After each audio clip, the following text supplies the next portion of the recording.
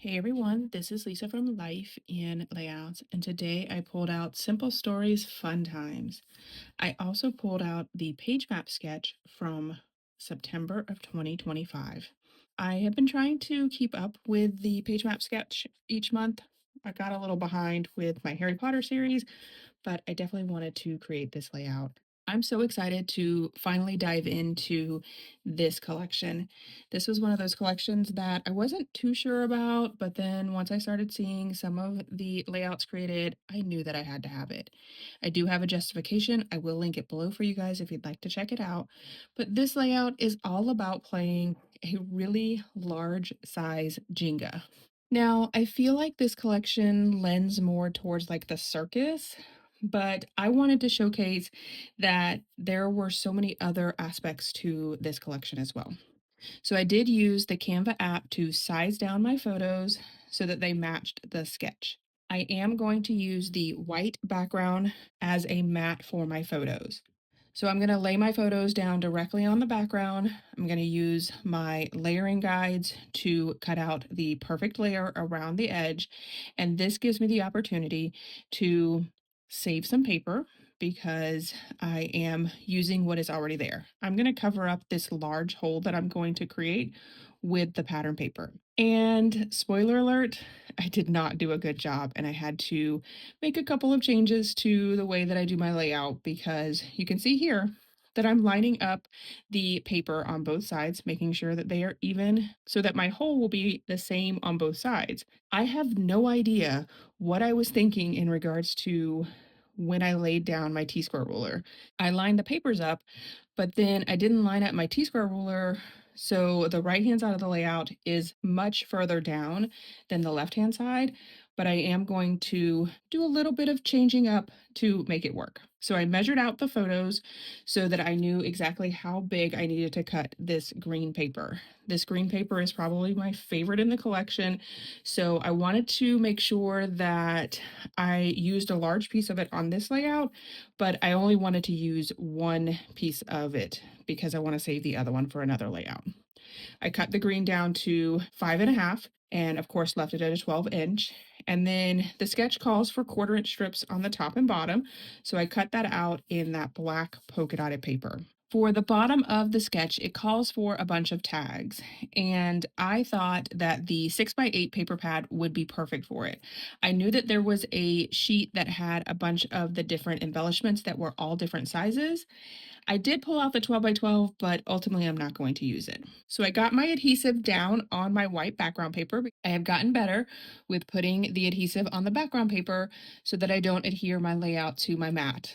However, this time I adhered my T-square ruler to my layout. So even when I try, I still make mistakes. This is where I'm going to realize that I made a pretty big mistake. I had some adhesive on the left-hand side, so I just used my finger to get most of that off.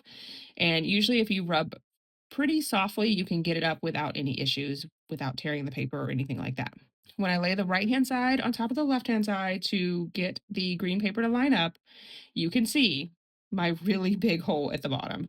And again, I adhered my T-square ruler to my layout. So I'm going to rub off the adhesive that I put on the right hand side of the layout, and then I'm going to pull out 2 of the 1/4-inch strips. I'm going to add these to the top because there wasn't any issues with that. I'm going to lay it right against the green paper so it lines up pretty easily on both sides of the layout. I like using the 1/8 of an inch double-sided adhesive from scrapbook.com. It is perfect for doing 1/4-inch strips and makes it super easy to get it down.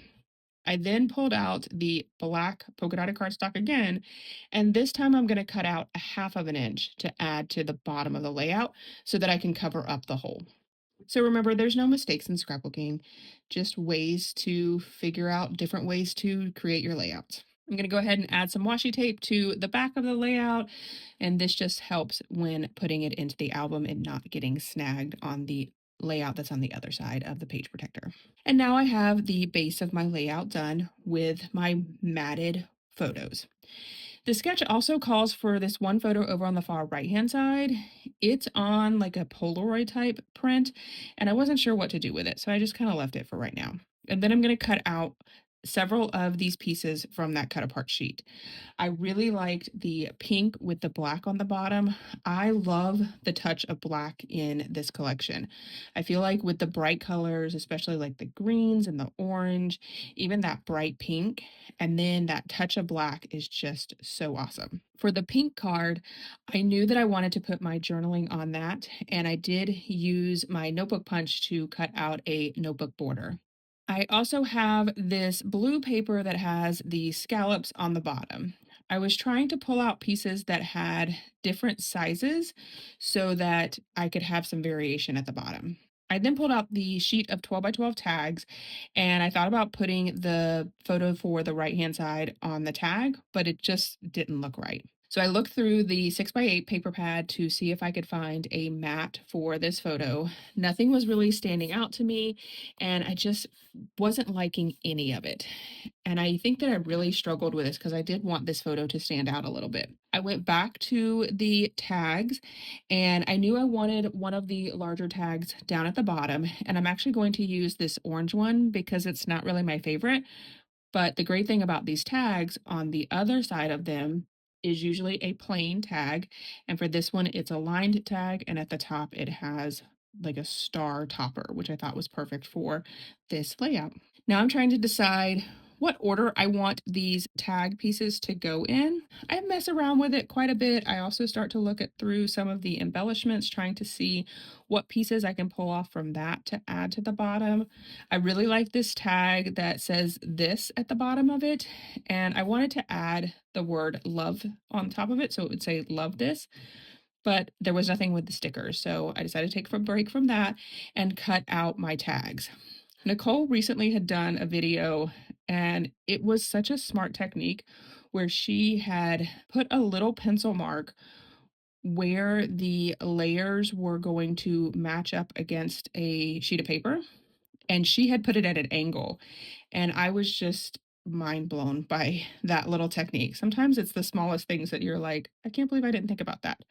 So I did do that same technique for the bottom of my layout as well. And I just love the way that these tags layer up at that angle, but it doesn't give me any extra bulk because I didn't put it underneath any of the paper. For this pink tag, I am going to do my journaling on it, and that top part didn't fit with my layout, so I just went ahead and cut it off. I then inked up the edges of that, and off camera, I printed out my journaling on some copy paper and then adhered the tag to the top of it. I use my computer screen kind of like a light box and making sure that it lines up. So my journaling is printed directly on this tag. And I really like doing that. I don't do it very often. Most of the time I end up using my journaling strips, but I thought that this was a fun change from those journaling strips. I did decide to add the notebook border punch to the bottom of that blue paper as well. And then I'm going to go ahead and get my photos down both on the left and right hand side of the layout.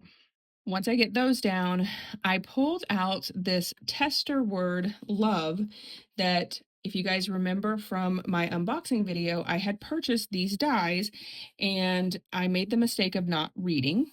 These dies are shadow dies, and you're supposed to buy another piece that sits on top of it. And I asked for suggestions of what I should do. Should I try to find the die and purchase it? Should I try a different technique with it? And Nicole messaged me and said, you should try stitching on it. And I was like, kind of love that idea.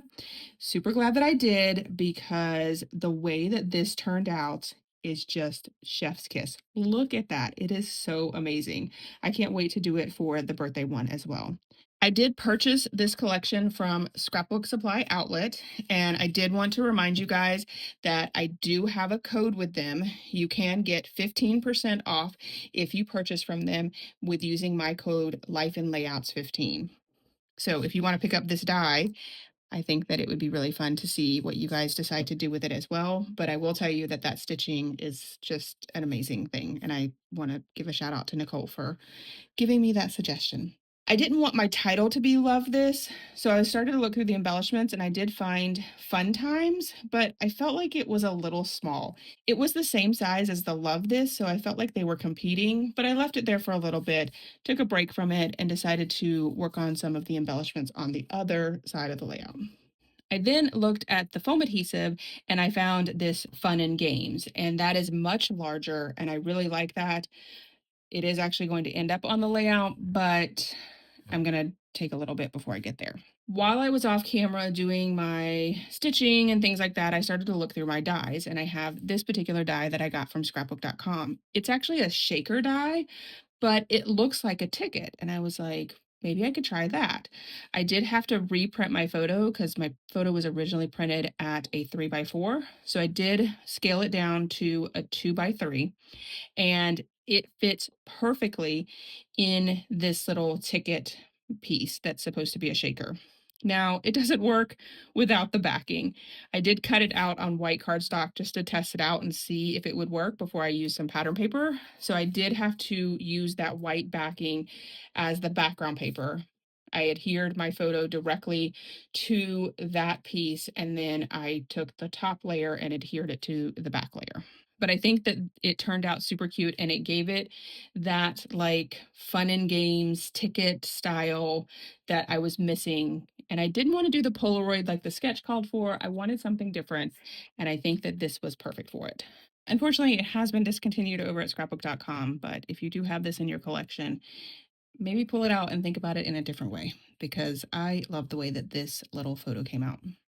For the left-hand side of the layout, I really liked this tag that had the stars going up the side of it, but it had a circus piece to it, and I knew that I wasn't going to use that, so I figured why not cover it up. I took one of the starburst and added it coming into the photo, and then I added a adhesive brad that says fun to it, and that covered up most of it, but there was still a little bit peeking out, so I looked through some of the stickers. But ultimately, I end up finding a ticket, and I'm going to cut off the top edge of it and tuck it underneath the starburst as well as that adhesive brad. And I figured I could use the other piece of it in another layout. And I just needed just a little bit to cover up the rest of that circus tent.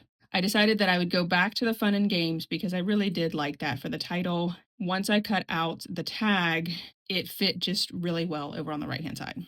I also found a black little swishy thing and added that down at the bottom. I really struggled a lot with this layout, and I think it has to do with the fact that there was just so much. Every time I have a brand new collection, I'm like, I want to use this, but then I also want to use it on other layouts, and it's just way too many choices, I think.